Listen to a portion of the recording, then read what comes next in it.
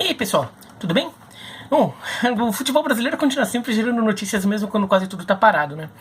Nesta quarta-feira, o Cruzeiro anunciou a contratação do Enderson Moreira como seu novo técnico, tirando o técnico do Ceará, e o Ceará já respondeu contratando o Guto Ferreira, que havia treinado o Sport até o começo do ano e tinha caído depois da eliminação na Copa do Brasil.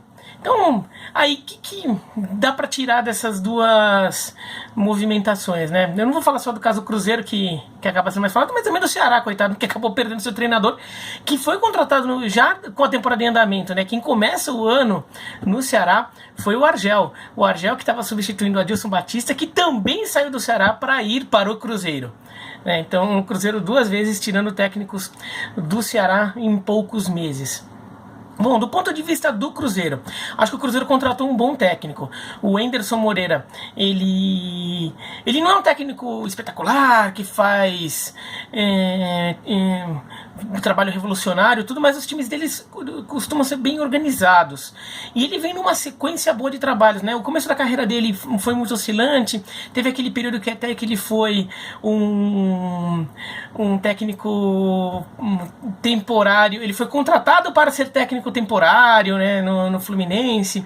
Ele acabou também passando pelo Goiás, ele quase leva o Goiás para a Libertadores em 2013.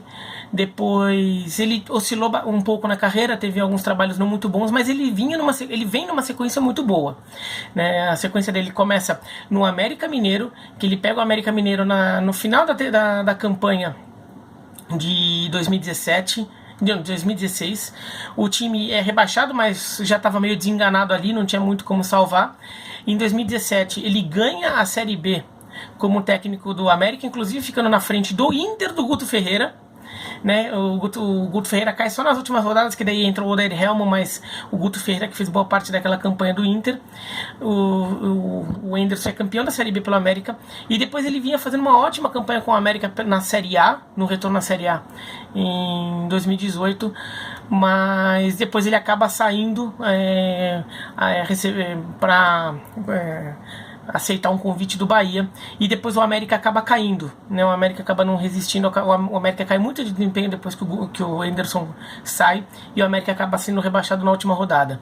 Mas no Bahia, o Enderson também faz um bom trabalho, pega o time andando lá no meio do Campeonato Brasileiro, tem uma boa reta final de Brasileiro, e acaba não resistindo no início da temporada seguinte, que realmente a coisa desandou, mas o próprio Felipe Belintani, presidente do Bahia, disse que gostou muito do trabalho do Enderson, e o próprio Enderson falou no início do ano, que quando começou a temporada, que ele provavelmente seria demitido até abril, porque o calendário do Bahia era muito pesado e seria muito difícil acabar mantendo um bom nível, e a pressão acabaria crescendo muito em cima da direção do Bahia, e foi exatamente o que aconteceu, né? O próprio Felipe Belintani contou isso em entrevista à ESPN, que o Enderson sabia que seria demitido. Então, ele fez um bom trabalho no Bahia, acabou não tendo esse problema de calendário quando vem com Sul-Americana, Copa do Brasil, Copa do Nordeste e Campeonato Baiano, tudo ao mesmo tempo, e o Bahia não fez uma política de usar tanto time reserva ali para poupar para alguns jogos, e acabou não aguentando. Inclusive nem passou de fase na Copa do Nordeste em 2019. Depois ele vai ele estava no Ceará e vinha fazendo um bom trabalho no Ceará, né? O Enderson, ele chega no Ceará substituindo o Argel no começo do ano, e o time melhorou bastante. Teve 2 empates em casa ali que não deveria, né? Contra o Botafogo da Paraíba e contra o Guarani de Sobral. 2 empates que o Ceará imaginava vencer os jogos, até porque é um time de Série A, que tem um orçamento de Série A. Então imagina-se que em casa ele deva se impor aí contra o Botafogo da Paraíba, que está crescendo bastante, mas ainda é um time com um orçamento de Série C, e o Guarani de Sobral. Mas ele conseguiu depois uma sequência de bons resultados aí, vinha com 4 vitórias seguidas, incluindo vitórias contra o Vitória e contra o Sport, né? Então são 2 vitórias grandes contra potências do futebol nordestino, e a coisa estava andando. A dupla Rafael Sobis Vinícius estava funcionando muito bem. O Sobis, que não vinha bem no período do Argel, quando o Enderson entra, ele passa a render muito mais, começa a fazer um gol atrás do outro. Quer dizer, então ele estava achando uma química ali pro ataque.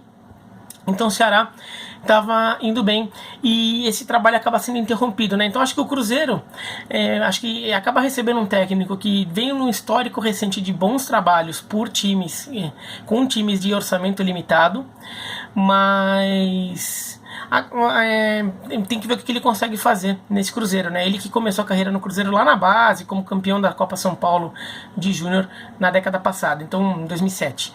Então acho que o Cruzeiro fez uma boa escolha, como técnico. Até fiz o vídeo do Cruzeiro falando que o Cruzeiro não precisa de um líder, né? O Ricardo Drubsky, que assumiu a direção de futebol, também não sei se é essa figura, um líder que se imponha ali, tome algumas decisões duras, fale alto em algumas questões lá no Cruzeiro. O Cruzeiro ainda é um time muito confuso na sua direção. Agora, pelo menos o trabalho de campo deve ser mais bem feito do que vinha sendo. Agora, do ponto de vista do Ceará, o Ceará acaba perdendo um técnico quando ele acertou a mão no técnico, né? Pelo menos para esse começo de trabalho, vinha dando bons resultados. O Ceará acaba perdendo esse treinador e traz o Guto Ferreira, que eu também acho um técnico bom. Eu acho o trabalho do Anderson melhor que o do Guto. O Guto ele tem alguns bons trabalhos, mas ele é um pouco inconstante. O trabalho dele no esporte é um exemplo disso. O saldo no final até foi bom. Ele consegue devolver o esporte para a Série A com alguma antecedência, mas mesmo naquela campanha, durante vários momentos, a torcida do Sport não gostava do trabalho. Mesmo o Sport na zona de classificação da Série B, e o Sport ficou nessa zona de classificação quase toda a campanha, boa parte da torcida ficava desconfiada, porque o nível de futebol da equipe oscilava muito, né? E esse é um problema do Guto. Ele tem alguns bons trabalhos, tem alguns bons resultados, teve bons momentos no Bahia, teve bons momentos na Portuguesa, teve bons momentos na Ponte Preta. Na Portuguesa, ele era o técnico da Portuguesa naquele rebaixamento da Portuguesa do Everton, o Everton com H. Ele que era o técnico, né? Pelo menos em campo, né?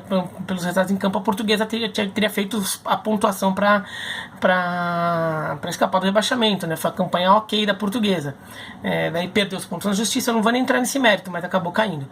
Então, o Guto fez bons trabalhos ali, mas também fez trabalhos ruins. O trabalho dele no Inter, por exemplo, a gente pode contestar bastante. Ele até deixou o Inter em posição para voltar para a Série A, e depois com o Odair lá no final, nos últimos jogos, sobe.